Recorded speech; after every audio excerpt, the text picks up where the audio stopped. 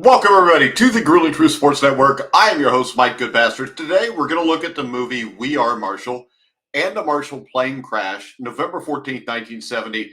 We're going to look at the movie and see what was true and what was not. We're going to do a little recap on what happened. If you don't know, because this was 53 years ago now, and probably, if not the greatest sports tragedy in this country's history, it's right up there. The movie was critically acclaimed. Everybody loved the movie, but as we know, Disney has a tendency to stretch the truth on things that happened. So let's go ahead, let's get started. We're going to start at actually what happened for those who may be younger, don't really know what happened.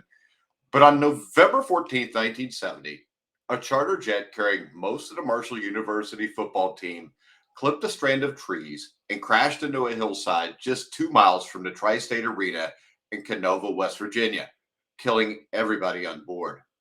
The team was returning from that day's game, a tough 17-14 loss to the East Carolina Pirates, and 37 Marshall football players were aboard the plane. Along with the team's coach, its doctors, the university athletic director, and 25 team boosters, which were mostly some of Huntington's most prominent citizens who had traveled to North Carolina to support the team in the game. As one citizen wrote in one of the newspaper reports I wrote or read, the whole fabric, the whole heart of the town was aboard this plane. It's hard to live in Huntington, which is not a huge city. And back in 1970, it's hard to live there without knowing at least one person that was on that plane that passed. Now, the crash was just the most tragic in a string of unfortunate events that had befallen the Marshall Thundering Herd football team since about 1958, 59, maybe 1960. The University Stadium, which hadn't been renovated since World War II, was actually condemned in 1962. And from the last game of the 1966 season to midway through the 1969 season, the team didn't win any games. Now, making matters worse, the NCAA had suspended Marshall for more than 100 recruiting violations. The MAC conference actually expelled the team for the same reason. Marshall seemed to be getting on track heading into 1970. It had fired the dishonest coaches, it built a new AstroTurf field, and started winning games again.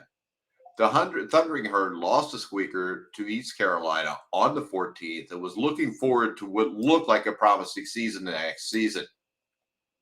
Now, for Huntington, the plane crash was probably like the Kennedy assassination, you know, one of those things where everybody knows where they were and what they were doing when they heard that news. And the town immediately went into mourning. Shops, government offices closed, businesses on the town's main street draped their windows in black bunting. The university held a memorial service in the stadium the next day and canceled Monday's classes. There were so many funerals that they had to be spread out over several weeks, and perhaps the saddest ceremony of all, there were 6 players whose remains could not be identified, were buried together in Spring Hill Cemetery on a hill overlooking their university. Now, Marshall got a new football coach, Jack Langell, from the College of Worcester. He set about rebuilding the program. They actually won their first home game the year after the crash by beating the Xavier Musketeers. Xavier no longer has a football program, but they did have a decent tradition. Guys like Sid Gilman, players like Danny Abramowitz, who went on to start for the Saints. So that is a capsule of what happened. Okay, and then a little over a decade, we had Disney come along and make a movie called We Are Marshall. And to me, I think the truth would have been better than what we got out of it. Now, the film version of the story of the tragic Marshall crash explores issues in only the most elementary way. It was overwrought with dialogue that rarely seemed believable. People don't talk to each other in We Are Marshall. They make inspirational speeches. People don't walk, they stride forcefully. And people don't make phone calls to handle important business. They drive 200 miles and show up unannounced, soaking wet because they forgot to bring an umbrella in a rainstorm. Not very believable. The story of the Marshall football team's plane crash is one of the most tragic stories, as I said, in sports history.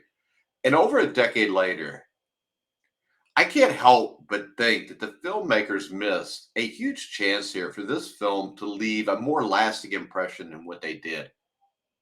Now, I've got to admit, I knew about the Marshall plane crash. I was only like 2 when it happened. But the first time I saw the movie, I mean, it will bring tears to your eyes.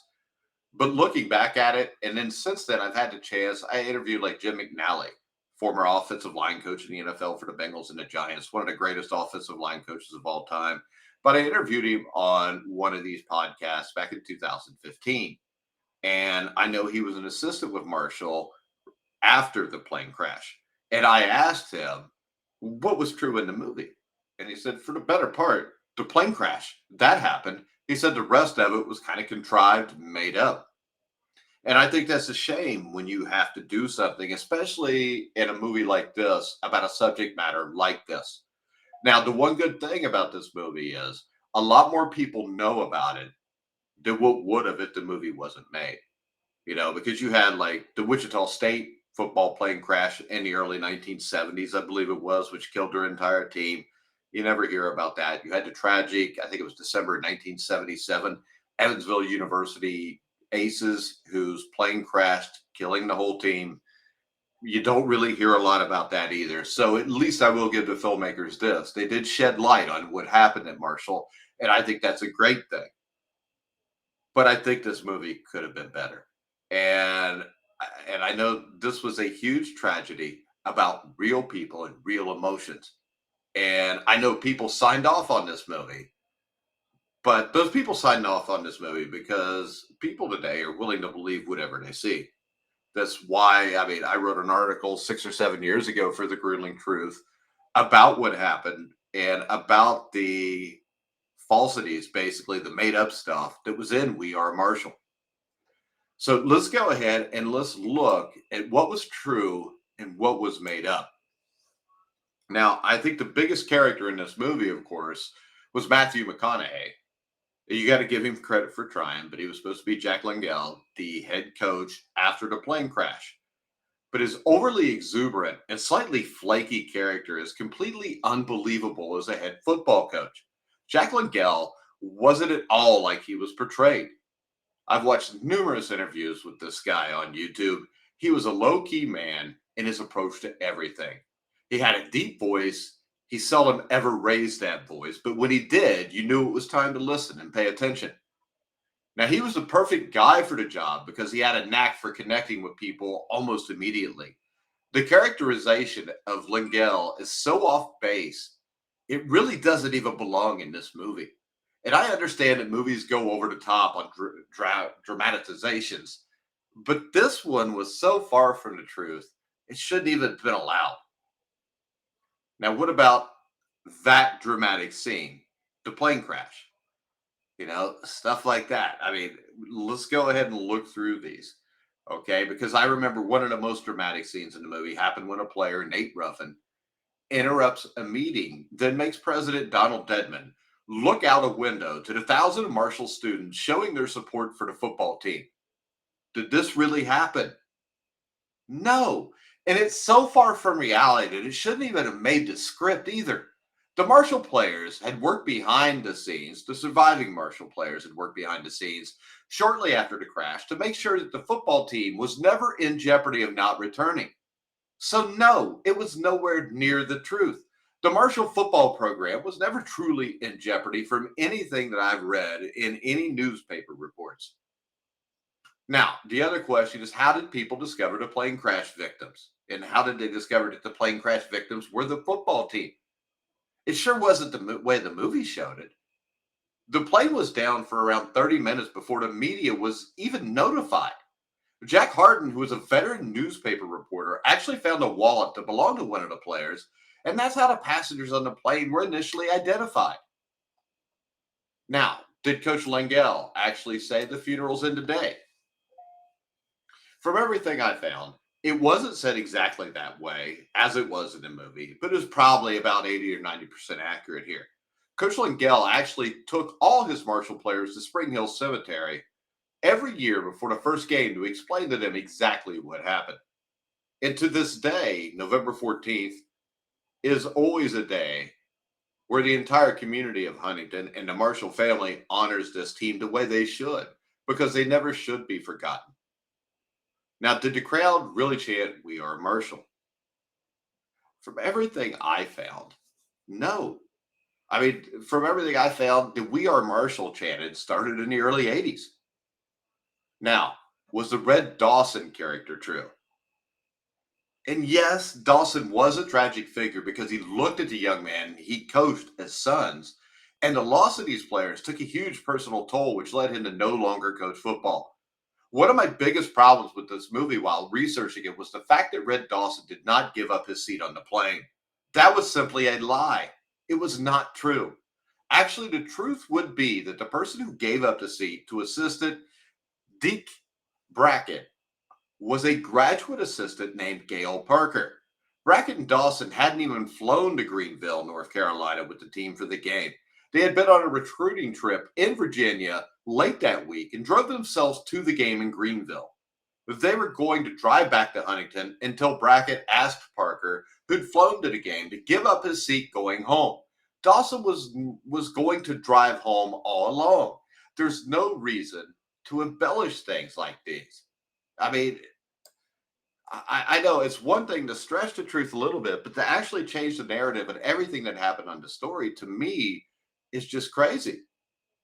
Now, did West Virginia and Bobby Bowden really wear the green crosses on their helmets in tribute to Marshall? Yes, that is actually true. The West Virginia Mountaineers really did it. And it's also true that Bowden and his staff did help the Marshall coaches while installing the Veer offense. And this says a lot for Bobby Bowden. I know at Florida State, there was a lot of dirty stuff probably going on when Bobby Bowden was there. But Bobby Bowden, to me, a man of character, to step up to do this when he didn't have to. And let's face it, West Virginia and Marshall are hated rivals with each other. And for Bobby Bowden to go out of his way to honor the Marshall team and to help them install his offense, I think you can't say much more about a man than you could say for Bobby Bowden for that. Now, was Marshall's team really without the help of an athletic director? No. Before Jack Langell was hired to be the head coach, Joe McMullen was appointed as the new AD in February of 1971. Add to that McMullen already knew Langell, and by now you should realize the way Langell got the job was not as it was portrayed. Actually, a Georgia Tech assistant coach, Dick Bestwick, was hired before Langell, but he left just a couple days after he got the job, and Langell became the new head coach. Did all of these characters really exist? And this is what upsets me. I mean, even the movie Rudy. If you watch the movie Rudy, the African American man that's the janitor that lets Rudy in and everything and helps, that wasn't true. I mean, hell, Rudy's brother didn't exist. And in this movie, you've got the same thing. Two of the people were completely made up. The first was Paul Griffin, played by Ian McShane, who worked in the steel mill and had a son on the 1970 football team who died in the crash. Made up character. The other was Annie Cantrell, played by Kate Mara. She was a cheerleader and engaged supposedly to Griffin's son. I know these are what Hollywood calls composite characters, but I myself was very disappointed to find out these two never even existed because the story was so gripping. And I know you can say, well, the story was so gripping, that's why it was put in. But I guarantee you this, there were much more compelling, much more gripping stories of, fathers losing sons, mothers losing their son, losing your brother, losing your sister, whoever it may be. You could have told that same compelling story with something that really happened. Now, was Nate Ruffin really buried in Spring Hill with these 6 unidentified players? Yes, that did happen. Ruffin died in 2001. He requested to be buried with his teammates. And in 2001, as I said, he passed away at the age of 51, and he was buried with his teammates. Now, my conclusion on all this is the Marshall plane crash was a tragic event of epic proportions in American sports history, in American history. And I think the movie could have been so much more than what it was. Let's face it, Robin Williams could have done the portrayal of head coach Jack Langell better than Matthew McConaughey did. Hell, let's face it, the way Langell was portrayed was how you would portray a head football coach in an Adam Sandler movie. This was an entertaining movie, and it was a heart-wrenching movie, unless you know the truth. I just feel that this movie could have been so much more and could have honored the Marshall football team in 1970 so much more. Let's face it, the resilience of Jacqueline Gale coaching this football team led to 20 years later a Marshall football team that won multiple Division One AA national championships. They were the winningest college football team in the 1990s. When you go back and you compare that to what happened, just 20 years before, that is absolutely astounding. And the fact that it kind of gets glossed over is amazing to me. I mean, we are Marshall. As far as I know, the chant started in the early 80s. If there's any Marshall fans out there watching this that can add anything else to this, or if I'm wrong on anything, just put a message in the comments on YouTube or wherever you're watching this at and let me know, because I want to know as much as I can about this. And I've done a show about Evansville's Purple Ace basketball team, which you can find also on YouTube or Facebook. I'm probably going to dive back into that a little bit deeper. And then I hope to do something on the Wichita State team. And I hope you guys enjoyed this content. If you did, make sure you like, subscribe, hit the bell notification, let your friends know about it. Please share it on your pages that you have social media wise. Make sure you follow me at Grueling Truth. But guys, once again, one of the worst tragedies in the history of America. I mean, an entire college football team and support staff perishes in the middle of the night, November the 14th, 1970.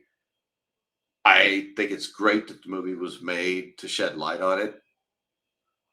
I just wish they wouldn't have taken so much liberties with it.